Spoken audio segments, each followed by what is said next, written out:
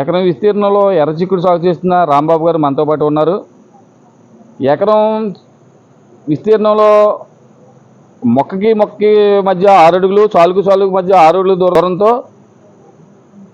మొక్కలు విత్తనాలు విత్తానని చెప్పి 3 నెలల అనంతరం దిగుబడి తీసుకోవచ్చని, 3 నెలల అనంతరం 4 నెలల పాటు పాత కొయ్యొచ్చు అని చెప్పి,